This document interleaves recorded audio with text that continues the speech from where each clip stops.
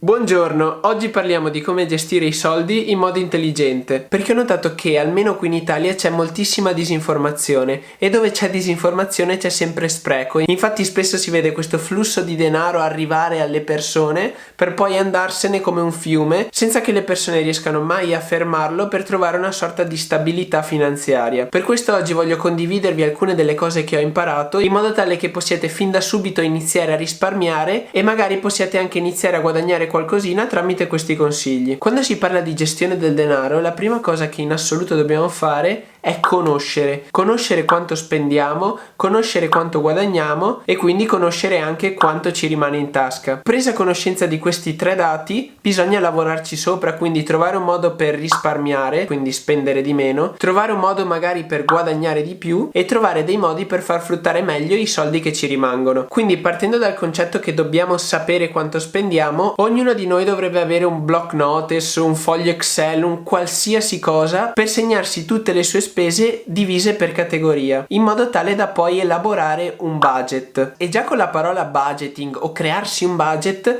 le persone sbagliano perché pensano: no, è una cosa troppo stringente, è difficile, non voglio limitare la mia vita. Riuscire a crearsi un budget per me è l'equivalente di diventare consapevoli di quanto si spende e di crearsi quindi un piano su come andrai a spendere quei soldi. E se è troppo stringente o è un peso per te, vuol dire che ti sei creato un budget troppo stringente e lì stai sbagliando tu, non è colpa del budgeting. Insomma, in questo modo non sono i soldi che dicono a te cosa fare, ma sei tu tramite il budget che dici cosa fare ai tuoi soldi e quindi li utilizzi come strumento per vivere meglio. E ovviamente sappiamo che uno strumento può essere utilizzato bene o male. Allo stesso modo dobbiamo imparare ad utilizzare bene i nostri soldi. Poi comunque in altri video possiamo andare ad approfondire il budgeting. Ci sono tantissime modalità per farlo e tantissimi filoni di pensiero. Qui sto cercando un attimo di dare tutte le basi, poi possiamo andare ad approfondire. Una volta creato questo budget e quindi una volta che sappiamo quanto spenderemo, ovviamente dobbiamo fare in modo che quello che guadagniamo sia maggiore di quello che spendiamo, in modo tale che quando guadagniamo quello che facciamo è prima di tutto pagare noi stessi e prima di tutto pagare il nostro budget, così tutte le nostre spese sono sistemate. Dopodiché quali sono le prime cose da fare? Beh, di sicuro se avete dei debiti è pagare quei debiti. Poi in realtà si può approfondire questa cosa, perché se i debiti hanno un interesse basso, per esempio abbiamo un debito con la banca del 3,5% annuo, però con i soldi che la banca ci ha prestato riusciamo a fare un investimento che ci garantisce il 6% annuo. Quel debito è pur sempre un investimento negativo che però viene più che coperto da un investimento positivo. Infatti il nostro debito con la banca era del 3,5% e il nostro investimento ci garantisce un tasso del 6%. Però qui stiamo già un attimo complicando le cose. In generale la cosa che bisognerebbe fare è pagare i nostri debiti. Dopodiché, creato il budget e pagati i nostri debiti, la terza cosa alla quale dobbiamo pensare è quella di crearci un fondo di emergenza. Se mai dovessimo perdere il lavoro, io spero che questa cosa non succeda mai, se mai un nostro cliente ci tiri pacco all'ultimo, se mai non dovessimo ricevere lo stipendio per qualche mese per un qualche motivo, perché la banca ci ha chiuso un conto. Un altro consiglio per la gestione dei soldi: createvi più di un conto corrente e magari in due stati diversi. Vi consiglio anche di crearvi addirittura un terzo conto, che è proprio questo conto di emergenza di cui stavamo parlando. In genere quello che si consiglia di fare è di tenere all'interno di questo conto le nostre spese di 3 o 6 mesi, per cui ipotizziamo che tu spenda 500 euro al mese e per cui il tuo budget sia di 500 euro al mese. Il tuo fondo di emergenza deve essere 500 per 6, quindi deve essere un fondo di 3000 euro, in modo tale che se qualsiasi cosa dovesse succedere, tu per un periodo di 6 mesi sei coperto e in quei 6 mesi puoi cercare di riniziare e crearti qualche altra entrata e quindi qualche altro guadagno. Poi, ottimizzata la gestione come vi ho spiegato fino ad ora, qui siamo solo alle basi, si inizia a parlare dell'investimento. Io nel mio canale ne parlo tantissimo e faccio anche vedere tutte le cose in cui investo, quindi vi invito ad andare a vedere quei video. Però comunque come investimento non bisogna semplicemente parlare di investimento finanziario, ci può semplicemente parlare di investimento su noi stessi. Un esempio può essere comprare un corso per imparare una certa abilità e quell'abilità aggiunge del valore a noi stessi e ci fa prendere uno stipendio più alto. Insomma, la sezione dell'investimento si può approfondire tantissimo e di sicuro ne parlerò in altri video, però il nostro nostro obiettivo finale nella gestione del denaro, almeno secondo me, è riuscire a vivere dell'interesse, non del capitale. Per cui supponiamo che nel tempo noi riusciamo a risparmiare 100.000 euro per ipotesi. Investiamo quei soldi e quei soldi ci fruttano, che ne so, per semplicità diciamo un 10% annuo. Quindi su 100.000 euro il 10% sono 10.000 euro. Se noi riuscissimo a spendere meno di 10.000 euro in un anno con quel tipo di investimento in maniera costante, potremmo continuare a vivere il nostro stesso standard di vita senza dover fare più nulla, perché l'interesse sui nostri investimenti ci darà quei soldi che poi possiamo usare per vivere, e quindi non andremo mai a toccare il nostro reale capitale di 100.000 euro, che oltretutto, se continuassimo a lavorare, produrre o avere fonte di entrata, potremmo addirittura aumentare. Poi ovviamente possiamo continuare ad ottimizzare questa cosa, possiamo cercare di tagliare il nostro budget e quindi tagliare alcune spese in alcune categorie, risparmiare di più. Insomma, la gestione del denaro si può ottimizzare in tantissimi modi, e con il tempo io continuerò a parlarne, e vorrei che tutti noi iniziassimo a parlare del denaro, della gestione del denaro e dei soldi, perché purtroppo almeno qui in Italia non se ne parla e non c'è abbastanza educazione, e questa educazione potrebbe aiutare la stabilità finanziaria di tutti gli italiani e di tutte le famiglie italiane. Quindi se ti va, condividi questo video, iscriviti al mio canale se non vuoi perderti nessun altro video dove parlo di questo argomento, lascia un mi piace se il video è stato interessante e ti è piaciuto, perché potrebbe aiutarmi tantissimo. Poi se hai qualche domanda o suggerimento, lascia pure tutto nei commenti, io sono più che disponibile ad accogliere suggerimenti e rispondere alle tue domande. E che altro dire, ciao a tutti ragazzi, ci vediamo alla prossima avventura.